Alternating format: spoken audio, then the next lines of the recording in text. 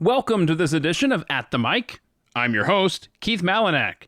This week's guest is libertarian thinker Matt Kibbe. That conversation is next. But first, I want to make sure you're familiar with Curtis King, a guy who lived in Iowa in the 1800s. Dave Matthews and his wife certainly are. They stumbled upon a historical marker in the middle of Iowa and discovered who Curtis King was, a man who at the age of 80 decided to sign up to fight in the American Civil War. Curtis King came from a strong bloodline as he was a direct descendant of Pocahontas on his mother's side. His paternal grandfather was supposedly 6.5 feet tall and lived to be 115 years old. And King's family claimed that he had an uncle in Ireland who was over 7 feet tall.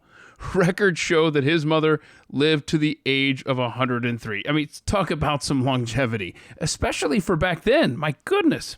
Well, in honor of King's service to our nation, serving in the 37th Iowa, the Regiment of Silver Grays, the Curtis King is a blend of smooth, full city roasted Ethiopian beans blended with bold, sweet French roasted Sumatran beans. Another great brew from American Pride Roasters Coffee.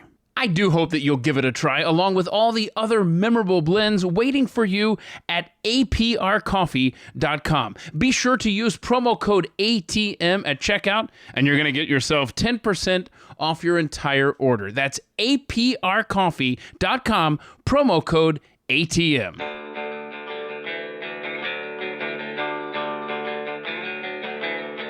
You're listening to At the Mic with Keith, an independent podcast production. This week, my guest is Matt Kibbe, who is known primarily for his political activism, his libertarian point of view. Well, there's so much more to this guy. We had a great conversation. Thanks for making time. Let's get it started right here on At the Mic. Joined in our Dallas studios here at the Blaze, Matt Kibbe. This is awesome, dude. I just found out yesterday that you were going to be in town, and I'm so glad you could make time. Thank you so much, man. Yeah, it's great to be here, and thanks for reaching out. Absolutely. Matt Kibbe, host of Kibbe on Liberty on the Blaze TV and podcast network. I tell you, I know you and I could talk forever about politics and just kind of our own worldview, which I feel is very similar. But I want to talk about your life. I mean, I want to go back to the beginning. I got to point this out. This is awesome. This Wikipedia entry for you says that your year of birth is either 1963 or 1964.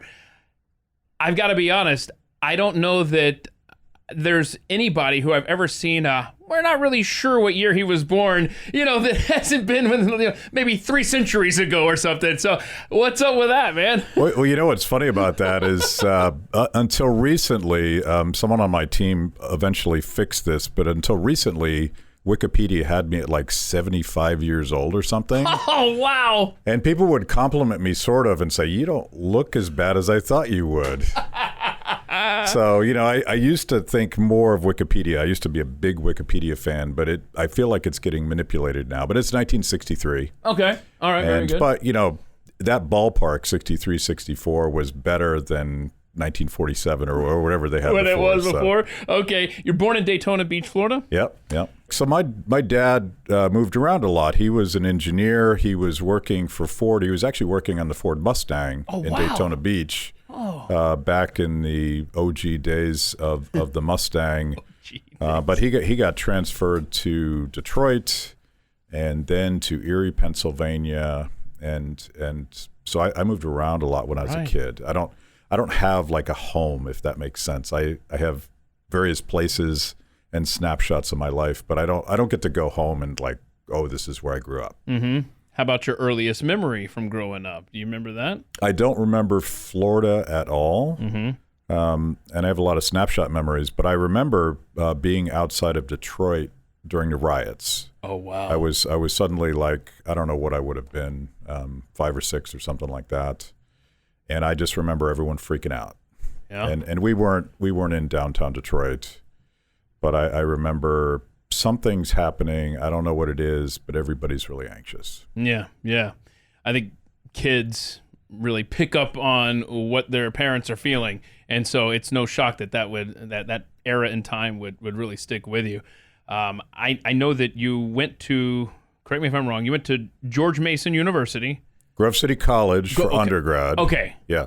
Grove City. Where is Grove City? I hear about it all the time from so many people that I admire, but where is it? You have to know about Grove City. Grove City is halfway between Erie and Pittsburgh in western Pennsylvania. Okay. And it is, if you've ever heard of Hillsdale College, yes. Grove City is quite similar. It was founded and financed by Pew, J. Howard Pew, who was, unlike the Pew Foundation, a very libertarian, self-made, rugged individualist entrepreneur. Huh. And it's always been a private university. It's Christian-based, but most interesting to me, it has one of the robust Austrian economics programs in the country. Nice. So it was a weird thing back then. It's not so weird now. Like there's other places you could go for that mix, but back then it was the place. Yeah. Huh. So then you went to George Mason University, who I contend is one of our top 3 most underrated founders. But I don't know. Is it, you think of these schools, right? And they don't reflect the people they're named after whatsoever. Yeah. Is George Mason like that, or? It reflects George Mason's values almost by accident, because George Mason was just another state school. And in the early 1980s, 2 things happened. James Buchanan, who would go on to win the Nobel Prize in public choice theory, moved to George Mason. And also, Charles Koch set up an Austrian economics program. Oh, wow. So a lot of, if you're into Austrian economics and academic type stuff, a lot of the smartest young academics came out of the George Mason program. And I went there to sort of follow the breadcrumbs for Austrian economics. Okay. So you've held many positions, I guess, inside the Beltway, as they say. You've worked in the halls of Congress. I did not realize, I'm sorry for being ignorant, but I didn't realize how many things that you have done. And obviously, they're all kind of centered around economics. Yeah. Right? Is it fair to say that you're kind of a policy wonk or economic policy wonk? I'm a recovering policy wonk. Yeah. Okay. Yeah, there you go. Because I went to Mason and I wanted to be an academic. I was totally turned off by the nasty politics of academia, which today absolutely turns out to be a smart decision. I couldn't imagine being in academia today. Mm-hmm. And George Mason is right outside the Beltway in Washington, D.C., so DC, as you know, is kind of a Death Star. It draws you yeah. in, and once their claws are into you, you can't get out again. Yeah. So as an economist, I got into public policy, and I went from very wonky, esoteric academic stuff to policy stuff. And over time, I feel like early 1989, 1988, something like that, I wrote my first op-ed for the Wall Street Journal. Oh, cool. 800 words. Wow. And so you go from like 30 pages that nobody understands to 800 words. And then I just did the math. I'm like, I think I can reach a lot more people if I try to speak English. So that was transformational for my career. But yeah, like I have a closet full of embarrassing jobs that I had. Like I was after I left academia, I was the chief economist at the Republican National Committee under, if you remember, a guy named Lee Atwater. Uh-huh. So that's like 1988, 89, something like that. I left there to go to the U.S. Chamber of Commerce, and so I was a budget director there.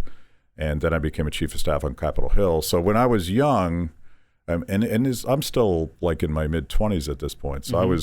I was a climber when I was a kid, for better or worse. But one thing I managed to do, I think all of those experiences are essential for how you understand the world. And I get frustrated with conservatives and libertarians who won't sort of get their hands dirty in the process, because I'm like, you're trying to fix the process, but you don't even understand how these guys actually operate. So I did politics, I did business community, I did Capitol Hill, and those are nice ways to understand sort of the incentives and the institutions and the corruptions that drive all that stuff. It was important to me. But the thing that you have to do if you go to Washington, D.C., is you have to be willing to say no. And it's very difficult to say no in Washington, D.C. If you say yes to certain things, you can make a lot of money. You can be a superstar. You can do all sorts of things. You can become a multimillionaire just feeding off of the system. But remember, like in 1989, I believe that's the year that George H.W. Bush broke his no new taxes pledge. Okay. I happened to be the guy that was responsible for defending that decision. And I went to my boss, who's a fantastic guy, and I said, I don't think I can do this. Oh, no. And he was good enough to say, you know what, Matt, I'm going to let you off the hook. Because when you go to work at the RNC, you commit to a 2-year cycle, the political cycle. And I was like, I don't think I can do this. And so he let me free. And I jumped from the frying pan into the fire because the chamber has on their logo, the U.S. Chamber of Commerce, Spirit of Enterprise right on their logo. And within a couple years there, obviously George H.W. Bush lost and Bill Clinton won. And they went from fairly conservative, free enterprise, free market to let's fully embrace Hillary care. And I was the budget director. And you were back in the same kind of position. So I went to another great boss, a guy named Richard Rahn, and I said, who's a very great free market economist. I said, Richard, I can't do this. So part of my experience at Washington, D.C. was always being willing to walk away in an appropriate way. Like, don't be a jerk. Right. Don't create drama, but just like if you've took that job and you can't do that job anymore, you have to be willing to walk away from it. Well said. If you had to explain what it's like working in Washington, D.C., in, I guess, 1 or 2 sentences, how would you explain that experience? How long were you working there in D.C.? So, I mean, I still live in D.C. You still live there. God help me. But I'm trying to convince my wife to let us leave, but she loves our house. Come to Texas. Yeah. You can buy more house here. You I know. sell that, take the cash, and buy something here. So I was kind of like my whole career, because after that, eventually I founded FreedomWorks. Right. And that was a thing. But that was all inside the Beltway stuff, even though FreedomWorks was giving a voice to people outside the Beltway. So I've been there this whole time. And what's it like if you're not, like, I'm sort of a libertarian curmudgeon. So I'm comfortable being alone. I don't want to be alone. I would love to have a community of colleagues that shared my values, but there's not a lot of that in D.C. Yeah, that's called having principle, Matt. Yeah. Something. I mean, my wife has a different word for it. Oh, no. Which we won't use on this family program. That's good. Okay, so let's see here. You mentioned FreedomWorks. That's where I first learned who you were through that. I don't know if you want to talk about that era. It just seems like there was a lot happening during that time. I honestly, I'm not playing stupid. I don't know what went down there. I just know as an outsider looking in, I just know I identified Matt Kibbe with that organization, and then you're gone. Yeah. So I'll say this about it, and it's related, I think, to what we were just talking about. The FreedomWorks mission, at probably around the time you discovered it, and Glenn Beck and I and the organizations were very involved, and we were building the Tea Party movement, and there was a set of values that I think animated that movement. I mean, you wrote a book about the Tea Party movement right then, back around 2010 or so. Yeah. And I'm so proud of what we accomplished. I'm disappointed that we didn't get further along, but what happened was the Tea Party movement became this very surprisingly powerful force in politics. We were transforming the landscape, and in the process, we were like getting involved in Republican primaries, for mostly for good at the time, but eventually I think politics corrupted us. Wow. So we were intimately involved in Mike Lee's primary race, and he was the first shot across the bow when Mike Lee beat an 18-year incumbent in Utah to become the first Tea Party senator. Yeah, that's right. And in hindsight, I think that scared a lot of people, including some people I thought were friends on my board of directors. And you were talking about toppling the entire Republican power structure. And I naively thought that we were all on the same page. And it turns out that there are a lot of powerful interests in Washington that don't want to change things. But also internally, like I think the thing that ultimately killed the Tea Party movement, not just FreedomWorks, but the entire movement, is we got too obsessed with politics. And at one point, it was sort of a righteous project because you had guys like Mike Lee that you knew you could be proud of. You felt like he was one of us. People can fool you, but it turns out that one was right.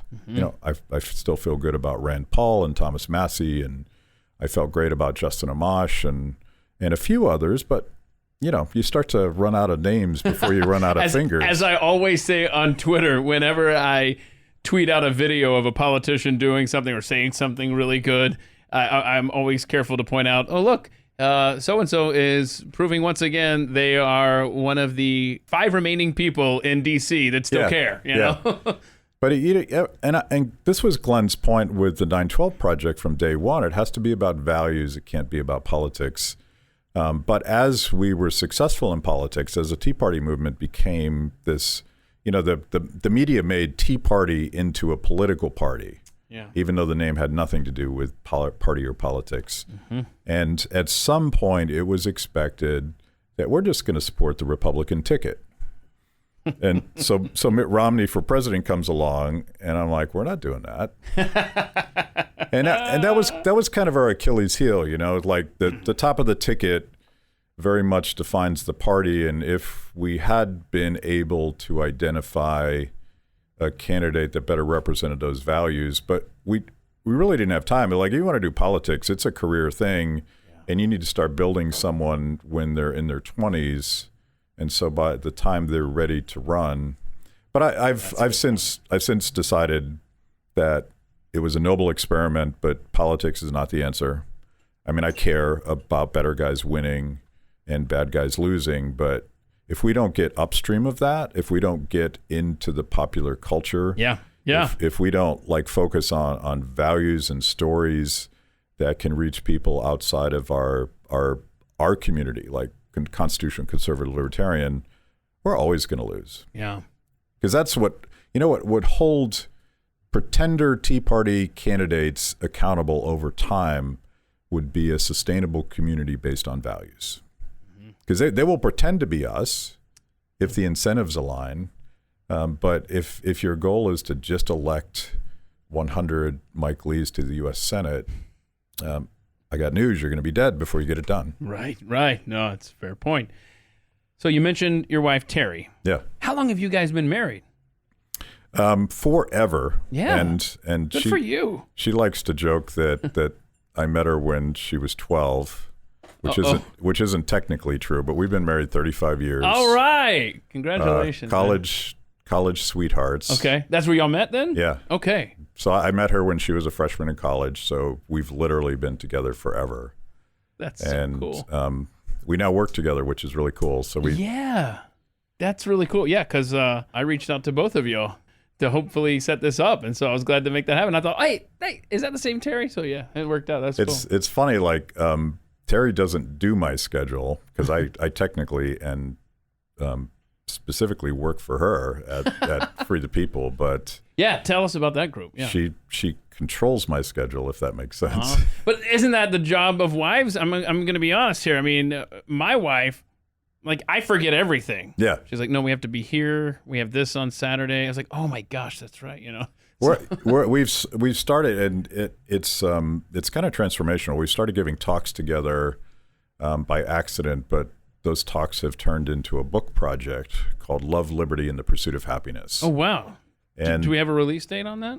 Not at all. Okay, but be looking for it. Okay. Be looking for it. But it's the idea is to tell personal stories about our life that somewhere in that personal story is an important story about the values that hold us together.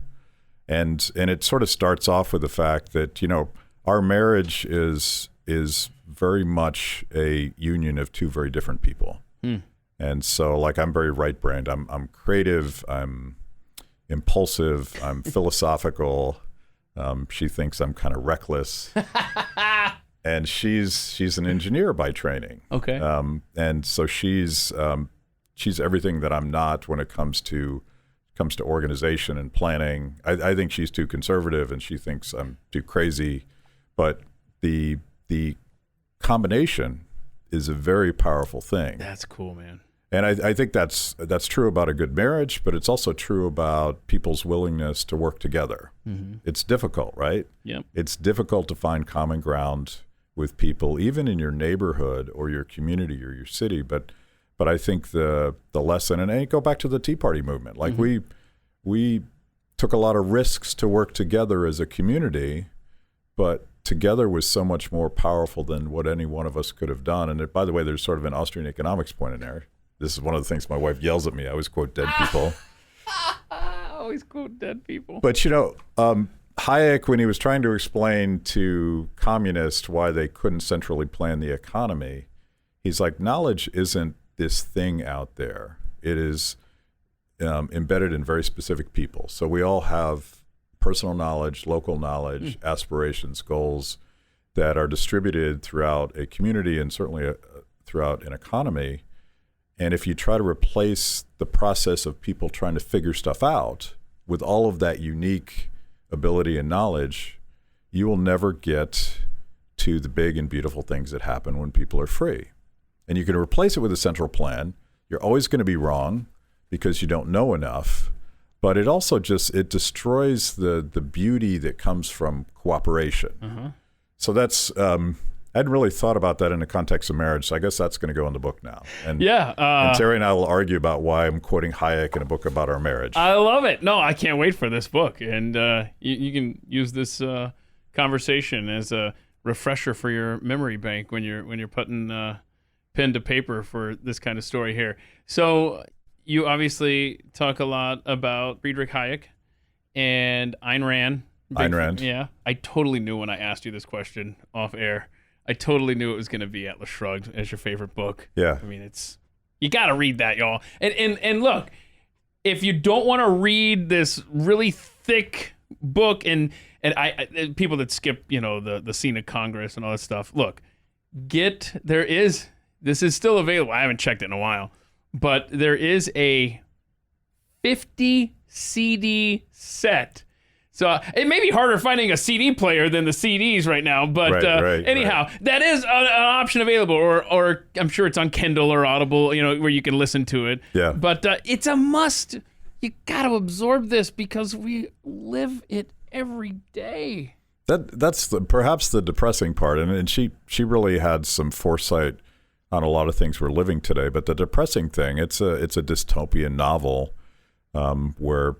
The good news is that the good guys win at the end, but it's a dystopian novel where everything that we fight every day about government power, about this sort of socialist philosophy that sort of rots people's brains, and once you've broken their brains, they start complying to increasingly repugnant sort of things that the government imposes on them. And haven't we seen that so clearly in the last couple of years? Oh my gosh, and like I've been saying this ever since the Tea Party, but I'm like, I feel like we're living in Atlas Shrugged. Mm-hmm. And you remember, like early Tea Parties, you would see these signs, who is John Galt and is Atlas shrugging and all that sort of stuff. So that was definitely part of the mix that led to this modern revolution. But I have a cool story about Ayn Rand. I didn't actually discover Atlas Shrugged or any of her other books. I discovered her through the liner notes on a rock album by the band Rush. That is awesome. And a few of your listeners are nodding their heads because it's a niche story that people my age, because I'm old enough that you would buy records on vinyl when you were a kid. And when I was 13 years old, I found this album by Rush, 2112. It wasn't the one I wanted, but it had a really cool album cover, so I bought it. I'm a Roll the Bones guy. Sorry. Yeah. Underrated album. Yeah. And I'm sure I'll get into this more, but 2112 is dedicated to the genius of Ayn Rand. Wow. The genius of Ayn Rand. I got to go and pay attention to these lyrics on that. And I have no idea. It's actually the first side, the 2112 suite is actually aggressively borrowed from Ayn Rand's novella Anthem. And so it's this futuristic world. It's like Anthem in space, basically. And at the time, it turns out that the drummer who was writing the lyrics, Neil Peart, who is a personal hero of mine, was really into Ayn Rand and into individualism, and so he put that on there. And by the way, that it almost destroyed their career acknowledging Ayn Rand, because she was talk about cancel culture. She was heavily demonized, particularly when Atlas came out, and which makes the fact that it was such a wildly successful commercial book all that more interesting, because all of the experts said that it was awful and repugnant, and similar to what people might say about all of us today in the cancel culture. And there was this particularly awful review of 2112 in what was then the Rolling Stone at the time, New Music Express, where they called Neil Peart and his colleagues Nazis for liking Ayn Rand. Wow. I am not familiar with this at all. And if you know anything about Ayn Rand, she's the opposite of Nazis. Yeah. She's a young Jewish girl that fled the Bolshevik Revolution, came to the United States, wildly impressive self-made woman. And it's doubly repugnant because the lead singer of Rush, Geddy Lee, his parents met at Auschwitz.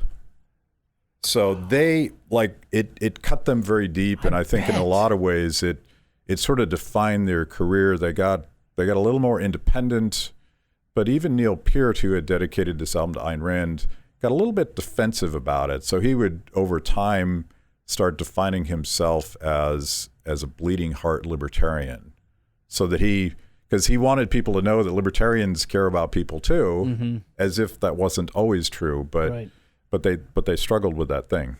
Wow, that's fascinating. Seriously, Matt. And you mentioned how we're living Atlas Shrugged today. My brain goes back and forth depending on what I'm reading in the news.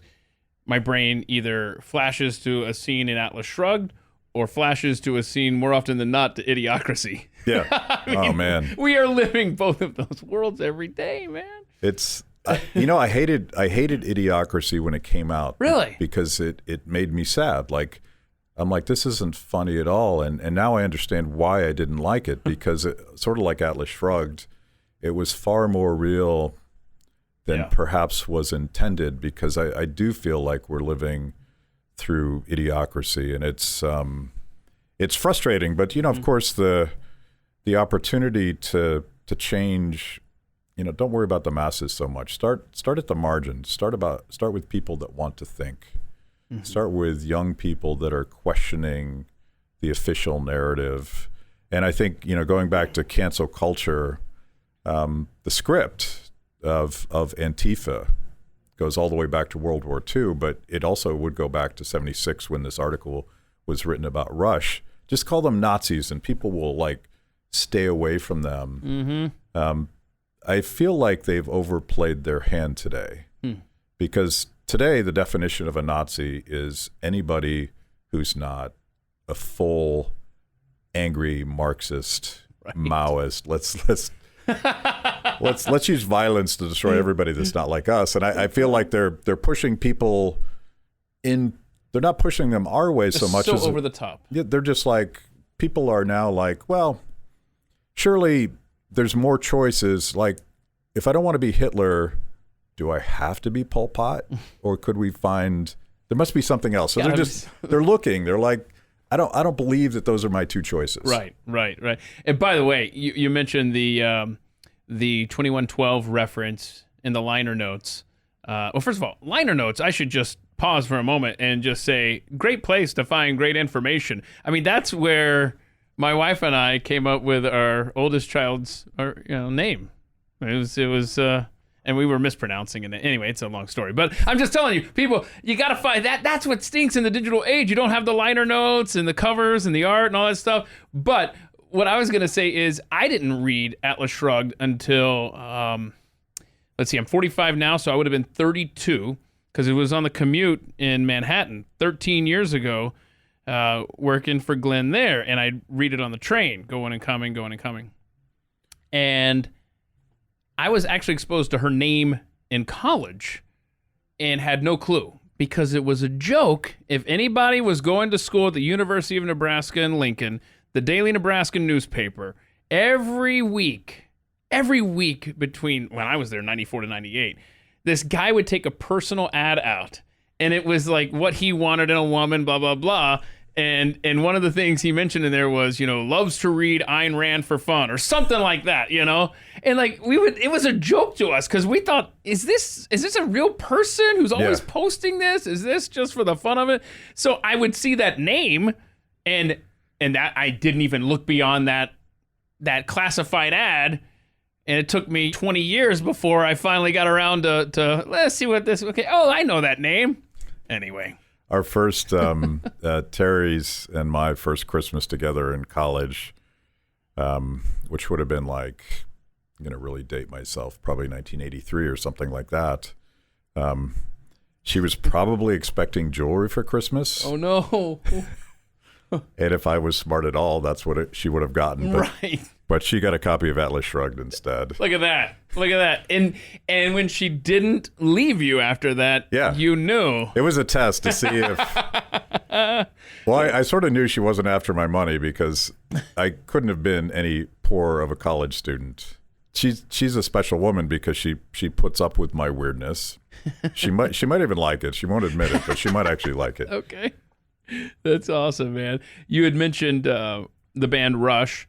Let's stay with music here because I saw somewhere you're a huge Grateful Dead fan. Absolutely. Okay, cool. So, I mean, you must have gotten to some of their concerts. Which makes no sense if you love Rush, but I have a very curious and broad sense of music, and I got it. That's cool. So, I don't know, were you a Deadhead? Did you go to the concerts? Yeah, so like I was in college. I wasn't a Deadhead, but I listened to a lot of Grateful Dead. Particularly, they went through this acoustic country phase in the early 1970s, and I really liked that music, like American Beauty, Working Man's Dead, classic Grateful Dead albums. But actually, when I could never follow the Dead because I was always like cleaning dishes or doing road work and stuff to pay for college. So the idea of traveling around and following the Dead when I was a kid, it didn't even occur to me that such a thing, and probably a good decision that I didn't do that. But fast forward to when I'm working in Washington D.C. at the Republican National Committee, I start going to Dead concerts with a couple of my Republican buddies. And if you've ever been to a Dead show, it's transformative because I've heard this. The audience is 100% into it. They know all the songs, they know all the lyrics, but perhaps more. And this I think is also a metaphor for the market process. The thing about the Dead, which they stole from jazz music, is that when Jerry Garcia would get on stage, he wasn't exactly sure what was going to happen. It wasn't particularly practiced. It was a little bit sloppy. You have a set list? They supposedly never had a set list, and I think as they got older, they did. Okay, wow. But they would just go up and play, and a song that might be 3 minutes could turn into 20 minutes. Right, a little jam session or something. Yeah, and so they were very much into sort of the spontaneous emergence of whatever was going to happen, and musicians, great jazz musicians, do this quite well. There's some structure in a song that allows it to hold together, but they can signal to each other and sort of follow each other down this exploratory path, and that's why you would go to so many Dead shows, because you weren't sure what was going to happen, and every show's different than the last. That's cool, man. And some days it was really awful, like just a mess, but some days it could be transformative, which is sort of the opposite of going to a Rush concert.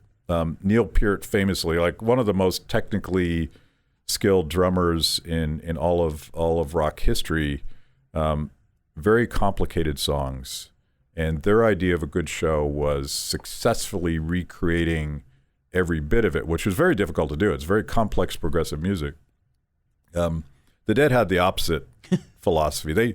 They had explored, like in their acid rock days, they had explored very complex structures, but they didn't do that. They wanted to see where they could go. That's cool. I like that. So let's stick with music for a moment. If you could go back in history and meet one person, you list John Coltrane. What a great answer, man. What about him what fascinates you? Some of the same stuff, like John Coltrane was an insanely successful innovator in jazz music, and there's a particular story. Fairly recently, they released a series of live albums that John Coltrane did with Miles Davis when he's still playing with Miles Davis Band. And Miles Davis famously got frustrated with Coltrane because he was doing exactly what I was describing with Jerry Garcia. He'd go off on a 5, 6, 7 minute solo within a song and start doing things that the audience hated. Oh no! So you can listen to these live albums and the audience is like, they're whistling, which was their form of booing back then. They're booing John Coltrane, who today would be considered a total genius for doing this stuff. Right. But he was an innovator, right? And it gets to sort of our understanding of disruptors and entrepreneurs. He was doing stuff that he thought was interesting, that ultimately would radically transform not just jazz music, but music itself. But the audience wasn't quite there. And even so, Miles Davis got frustrated, and he would complain about it backstage and in the press. And John Coltrane died very young, in his 40s, from liver cancer. But Miles Davis went on to transform jazz again with albums like Bitches Brew, which is sort of fusion between rock and jazz. And then a lot of jazz critics started saying the same things about Miles Davis that Miles Davis was saying about his friend John Coltrane. That's the process. Like, okay, I'm going to quote a dead economist again. Yes, I love it. Ludwig von Mises, when he talks about entrepreneurship, he's talking about judgment. It's the entrepreneur is different because he or she can see around the corner of history and imagine a different future. Oh, that's well said. And there's this great line in Human Action where the entrepreneur proceeds forward even as the masses laugh at him. And you think about the greatest innovations of our time. Those people are demonized, but that creative process is where really cool stuff comes from. That's really cool. I like that a lot, man. All right, so I'm gonna put you on the spot because you haven't had any time to think about this.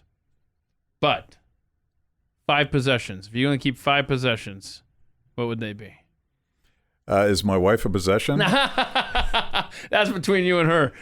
Take that off. Well, I think I'm her possession. There you go. I'm keeping my wife and my 3 cats. Okay. And I don't know if that's 3 or 1. Yeah.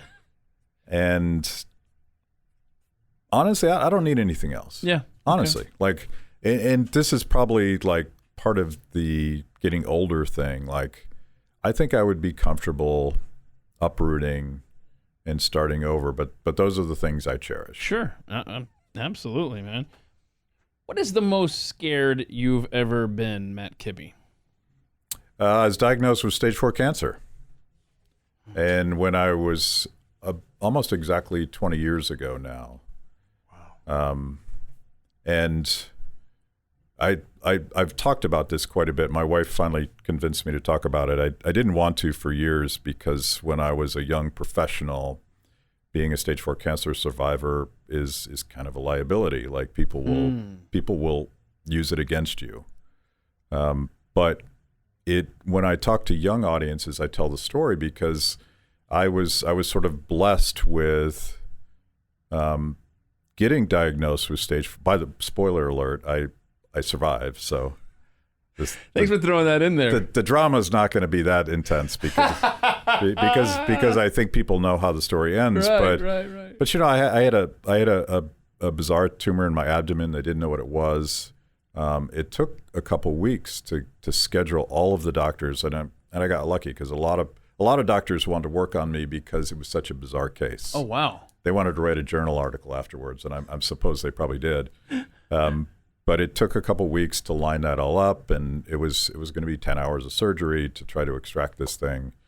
But in those 2 weeks, you can imagine how bad that sucks. You had to get a living will. We had to go to the bank and make sure that Terry had enough money to keep the house and all that stuff. Sure. You would imagine. But you also think, like, you have time to reflect on my then fairly young life. And I'm sure everybody says this when they get a severe diagnosis. I'm not done yet. Mm-hmm. But I wanted to be able to say to myself the next time,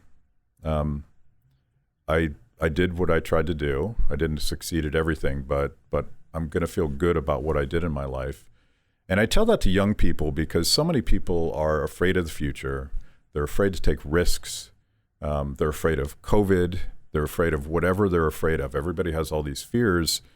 And my advice is live your life and take some risks. Because if you're young, you think you're going to live forever, but you're not. And it would be better to live life in its fullest, and that's both personally but professionally. Like do something that matters to you. Mm-hmm. Don't do the thing that matters to everybody else. Do the thing that matters to you. And obviously, once I came out of surgery, and the doctor congratulated my wife because he's like, "We can fix this." And it turns out to have been a different type of tumor. It was a seminoma tumor, which was treatable with a fairly new chemotherapy. So what would have been a death sentence turned into like 90+ survival rate. Surviving, like going through chemo and all that stuff was an insane slog. It was very difficult. But in the process, you're like, once I got back on my feet, it kind of radicalized me. Like my tolerance for professional BS and waiting around and waiting for everybody to be comfortable with taking it to the next level, I just didn't put up with it anymore because I'm like, the clock is ticking, guys. Right. We got to do this. So it probably made me a little bit insufferable afterwards because I'm like, let's go. We got to do this. Let's go. But I also think that's where some of the cool things we were just talking about, like some of the risks we took in the early days of the Tea Party movement, mm-hmm. like I think it was transformational. And that's cool. Like that's the cool part in life. When you look back. Right. You probably wouldn't have been as bold to do all this stuff if not for this life-changing experience. Is it fair to say that that's the biggest turning point in your life then? Yeah, I think so. I think so. I think about, like, I was describing my early career as sort of a climber within the conservative/GOP movement. None of that stuff really impresses me anymore. The stuff I did after I survived cancer, I would be more proud of that stuff. Yeah, I can understand. That's awesome, man. Okay, so you've obviously, in your career, crossed paths with numerous celebrities, particularly in the political world. Is there any story, whether good or bad, that you would care to share with us of someone that you've met along the way that's made an impression on you and stuck in your memory bank? Yeah, so like I worked in Washington, D.C., and in most offices in Washington, D.C., people will have a wall of pictures of politicians they met. And I met all those guys. And I have some of those pictures because sometimes you're forced to take them. But I always had this jerky libertarian, like, I don't want to stand in line to get my picture with a politician. Right. So as a result, I met Reagan, but I don't have a picture with him. Oh. And now I sort of regret that one. I was going to say, that'd been a good one to have. I do have a picture with George W. Bush, which I regret taking. So, but what can I trade in my George W. Bush picture for Reagan? But one of my star moments, I was actually going to be on Fox Business. They used to have a show called Happy Hour. Okay. That they filmed in a bar. It was like the Bull and the Bear in Midtown Manhattan, and I'm on this show called Happy Hour, and I'm finishing up the segment. And the host says, "Up next, Bob Weir of the Grateful Dead." And I look around, and Bobby Weir is standing right behind me. Did they have any idea? Oh, they knew, but I didn't know. No, I'm saying, did they have any idea how big of a fan you were? No, but as like for whatever reason, like, and it's in this bar, which is now a studio. So it's a bar. So I'm drinking a beer. Okay. And I'm hanging out with Bob Weir for like a half hour. Like he was just hanging out, cool. and for me that was kind of cool. He's a hopeless lefty, but but it's fun to have a beer with. Yeah. Like cool, I don't cancel people because they disagree with me. Right. I think that would make life sort of boring. Right. I didn't ever put a Grateful Dead CD in because I wanted to talk politics with them, you know? Yeah. I'm with you. I gotcha.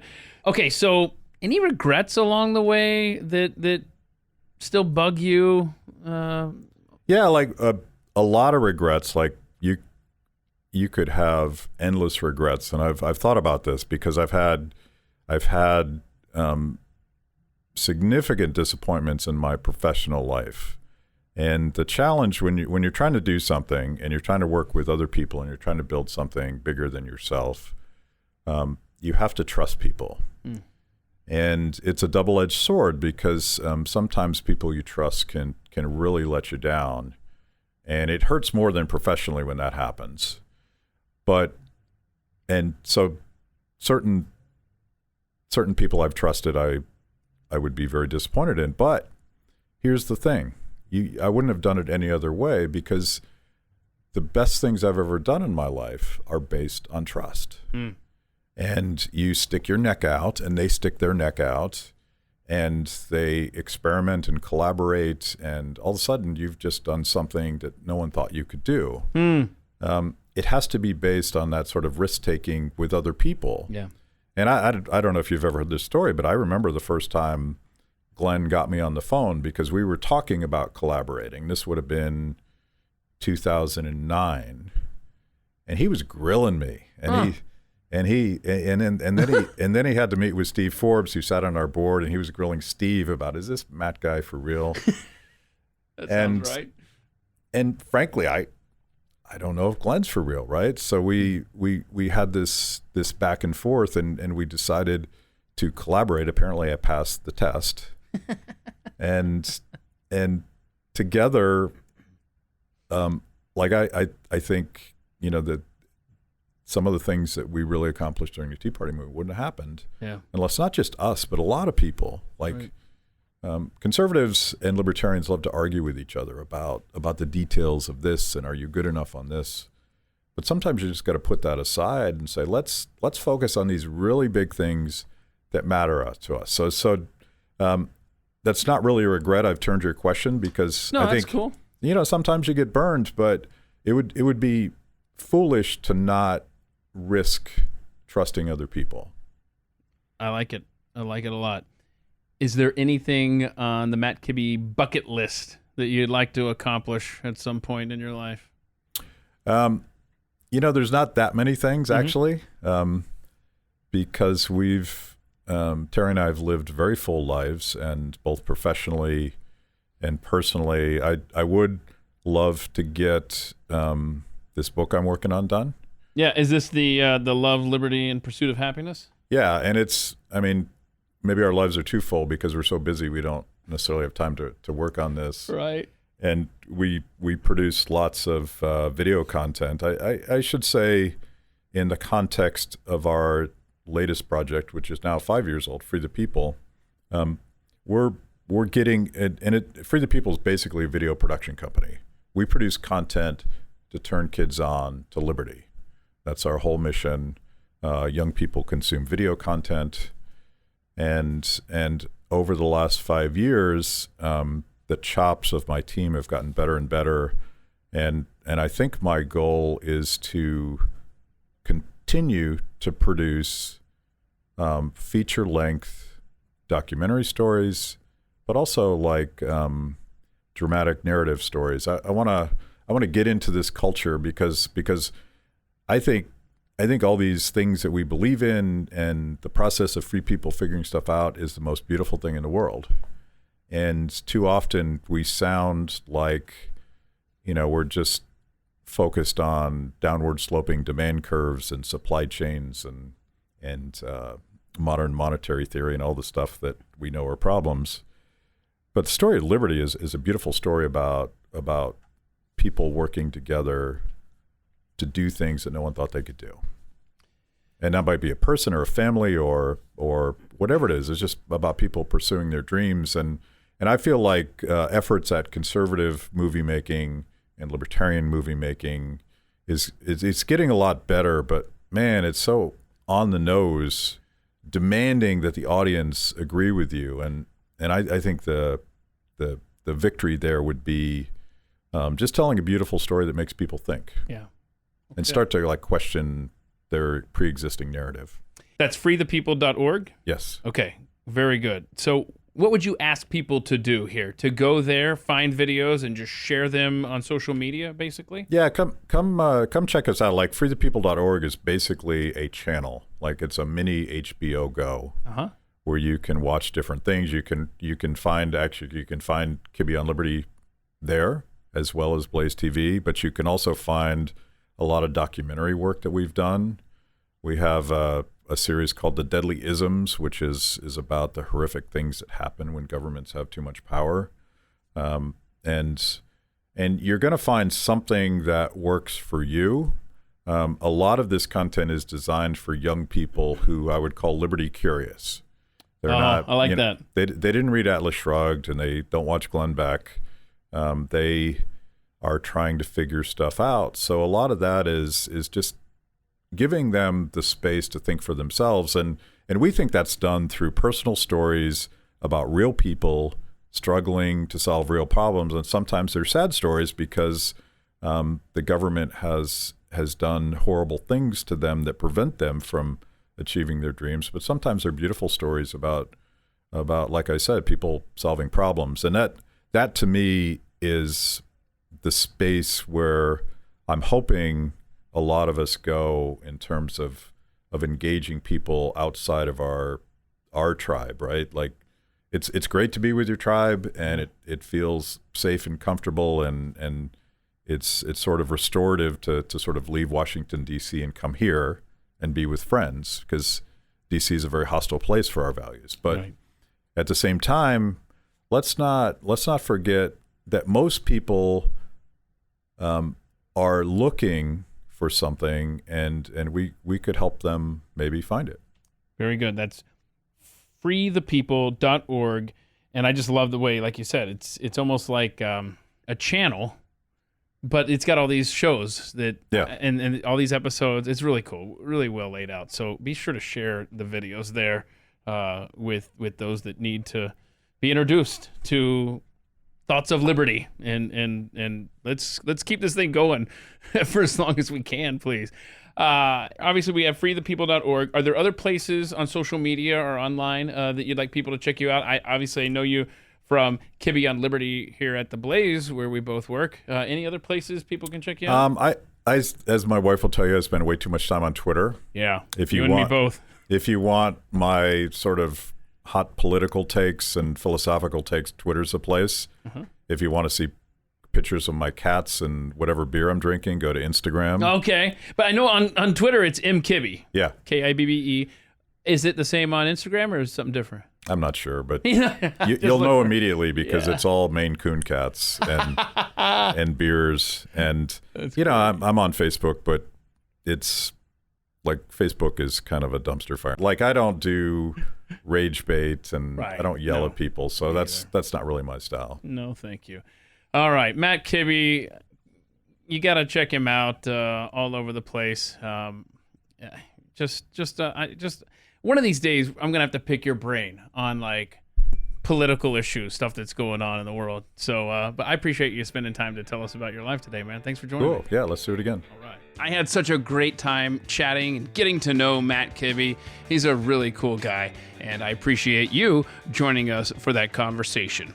Well, next week, we're going to sit down with singer, songwriter, and critical thinker Lena Bell. I hope you'll make time for that conversation. It's a week from now here on At the Mic. I hope you'll take a moment to rate and review this podcast. Please do give it 5 stars over at Apple iTunes or Spotify. You could even check us out at youtube.com/@themicwithkeith. That's youtube.com/@themicwithkeith. The kinder you are to this podcast, the more likely it is that new folks will discover these conversations and make them a part of their routine. Don't forget, you can always drop us a note through @themicshow.com, and all of the over 100 episodes that have been created are waiting for you to go catch up if maybe you have some past episodes you need to go and listen to. Well, until that next time, I hope you will go be free, and thank you for listening. This has been At the Mic with Keith, an independent podcast production. Head to atthemicshow.com for archived episodes, sponsor information, and ways to connect.